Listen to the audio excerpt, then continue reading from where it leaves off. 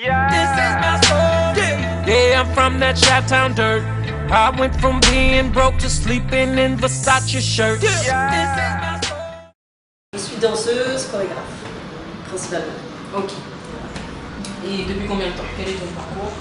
Depuis, oulala, je suis danseuse alors de métier depuis 2003 à peu près.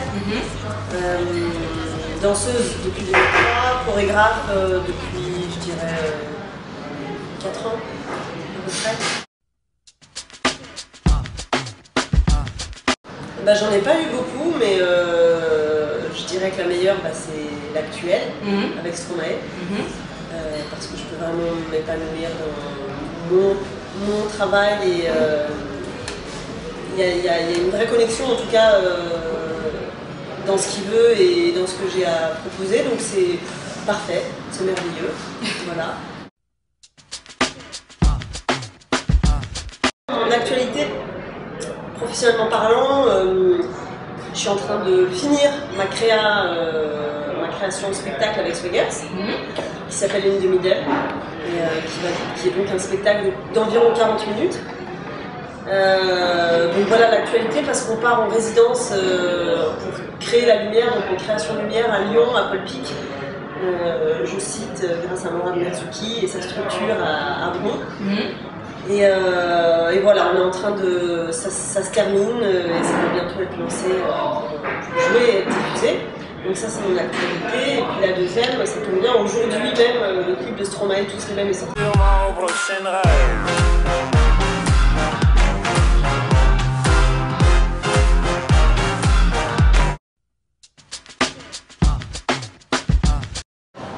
J'ai fait ce que je sais faire, c'est-à-dire que j'ai jugé, je ne me suis pas pris la tête avec la caméra, avec la télé, avec...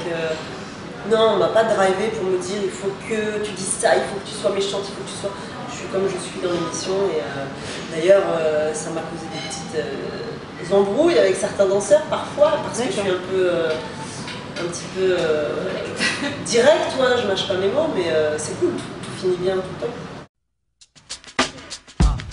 Les Swaggers, bah, c'est né en 2009 et en fait je parlais avec Yuxon des Wanted Pussy qui est un danseur pop house avec qui je dansais il y a des années, qui avait fait un groupe de filles aussi il y a des années et on a été dans tout groupe ensemble, enfin bref, voilà. Et je parlais avec Hugo qui me disait Marion, il est temps que tu fédères un peu dans la danse pop, là, ça fait un moment que t'es là, t'as un petit blaze, fais quelque chose quoi.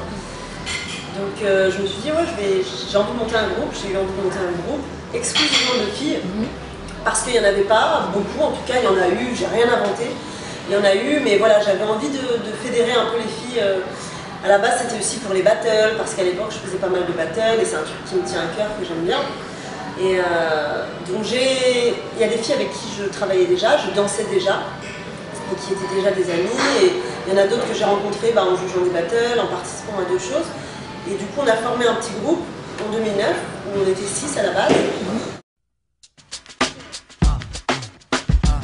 Alors MKO, déjà, ça veut dire meuf qui ose. Donc c'est pareil, il y a un collectif uniquement féminin. On n'est pas pro-féminine, c'est juste qu'on est dans une communauté entourée de... On est beaucoup de copines, beaucoup d'amis, beaucoup de nanas. Et on a vécu longtemps en colocation. Et voilà, on s'est retrouvés... beaucoup de fois juste entre filles, entre femmes, et voilà, on avait envie de faire tout avec des désirs d'exprimer ce qu'on avait à l'intérieur, envie de créer, beaucoup, il y a eu vraiment cette envie de créer, donc avec par exemple Matt qui fait du collage, qui fait de la customisation, qui a sorti sa marque Budasista, qui fait plein de choses terribles, avec des graffeuses, donc Dec quand même à l'initiative du projet aussi, et qui est la première graffeuse du collectif, qui maintenant est à La Réunion mais qui a fait plein de choses. Voilà, après il y a d'autres nanas qui viennent dans le collectif. Il y a Lydie Lapeste qui est une chanteuse terrible. Et voilà, Meuf qui ose, c'est ça, c'est bien en fait. Bien en fait. Bien en fait. Let's go.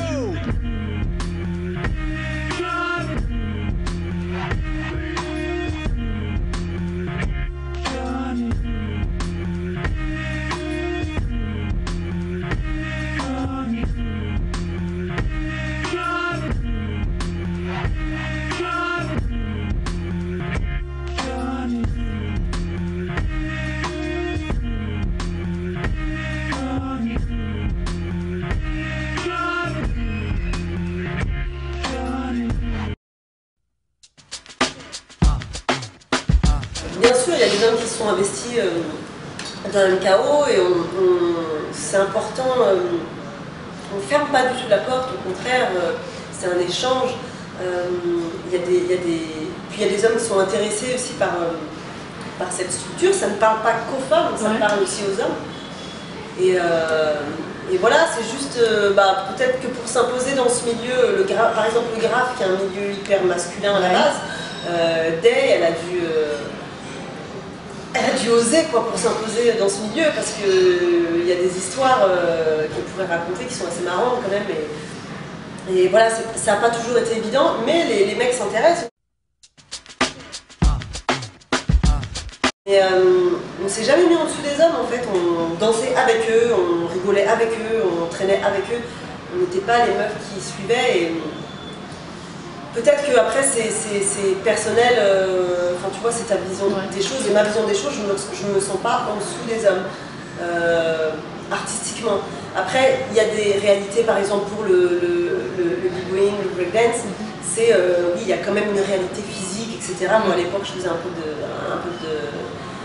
de break et ouais, on a peut-être plus de difficultés dans certaines choses physiques, mais je veux dire, l'art, pour moi, il n'y a pas de sexe en art, tu vois. L'art, c'est humain, c'est ce que tu as à l'intérieur, que tu sois un homme, une femme, n'importe. Donc, à la limite, ça m'a challengé, tu vois, dans les battles et tout. J'ai toujours voulu me taper contre des mecs parce que je trouvais ça. Les mecs, ils ont dit, clashé. Voilà. Ils sont plus en concurrence que nous les meufs, c'est ouais, c'est trop bien, c'est cool, bien, c'est la paix dans le monde et tout, tu vois, les graffeurs bleus qui font des échanges, les mecs ils n'ont pas le temps, ils sont là, je vais tuer. Donc ouais, quand j'arrivais dans les battles, j'aimais bien parce que j'ai ce côté aussi un peu, j'ai une part de mec en moi qui ah là là, bien, je vais fumer, et j'ai envie, j'aime bien me challenger avec les mecs. Non. Ça y est, tu as pris ton envol. Ça y est, je suis devenue autonome. Non, en fait, j'ai eu la chance de pouvoir acheter mon appartement. Donc j'ai acheté mon appartement. On a une des colocs qui est partie il y a en même temps 1 an presque, ouais, 1 an quasiment. Moi je viens de partir de la coloc, on appelait ça le château parce qu'on était 3 dans un appart et au-dessus il y a Matt. Qui est de MKO, qui habite dans une autre aile de l'immeuble et en fait voilà, il y avait toujours du monde, nos potes de Bordeaux qui étaient toujours à la maison, Matt en haut, c'est la coloc, c'est l'auberge espagnole, voilà. Et donc on continue à se voir et en fait je pense qu'on a gardé ce processus de création, c'est-à-dire cette liberté de créer et cette envie de créer, même si on n'habite plus ensemble. On l'a tellement côtoyé ce truc de vas-y viens on fait, même si au début ça ne veut rien dire, vas-y viens des idées n'importe quoi, viens on fait une vidéo sur un stylo, c'est l'histoire d'un stylo. Enfin bref, et on a tellement côtoyé ce truc là qu'aujourd'hui c'est ancré en nous, ça fait partie du collectif, ça fait partie de notre façon de faire et ça nous a ouvert une porte, tu vois, sur l'envie de faire, d'oser, de ne pas se limiter, et tant pis si au début ça peut paraître bizarre. Non, tu rigoles, elle était tellement fière et voilà, elle était super contente pour mon père, elle était super contente pour elle, et pour moi. Et puis elle aura sa petite vidéo, forcément.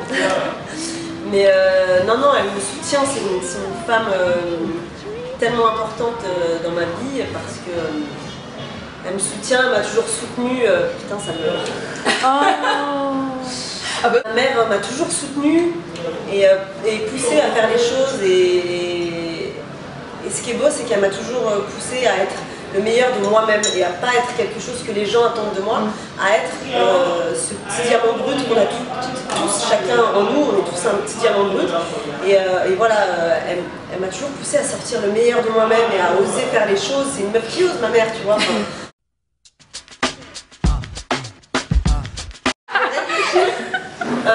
Non, Ginger Jones voudrait dire à Marion, n'oublie pas que tu es féminine un petit peu de temps en temps et que tu pourrais parfois mettre des vêtements un petit peu plus féminins, n'oublie pas de lâcher tes cheveux et de... voilà. Marion dit à Ginger Jones, ouais je sais sais, bon là je suis en plein travaux, j'ai de la peinture plein les cheveux, c'est pour ça que je mets un turban, j'ai un masque avec de l'huile d'Alma aussi. J'essaye de rester une femme même quand je fais les travaux chez moi. La rousse est devenue blonde, et puis la blonde est redevenue brune parce que je sais pas si j'ai le droit de le dire, mais je vais le dire, parce que j'ai travaillé avec Madonna et je devais être brune. D'accord. Voilà, donc pour des raisons professionnelles, je suis redevenue brune. Mais en même temps, c'est ma vraie couleur de cheveux, je suis brune. Mais ma chevelure est encore là, elle est bouclée. Bon, j'avoue qu'ils me l'ont coupée sur la tournée, j'ai fait une crise de nerfs, j'ai fait une dépression parce que j'avais les cheveux là, ils les ont coupés là. Ordre de ma patronne. Mais c'est pas grave, je te pardonne, chère patronne. Et ma chevelure repousse et elle va très bien. Non, les meufs, continuez, osez, créez, faites, bloguez, interviewez, kiffez, partagez quoi. Parce que c'est ça la vie, c'est le partage. Hein, et les rencontres et les échanges, et c'est ça qui est bon. Donc voilà, big up à vous deux. Merci Marion. Merci à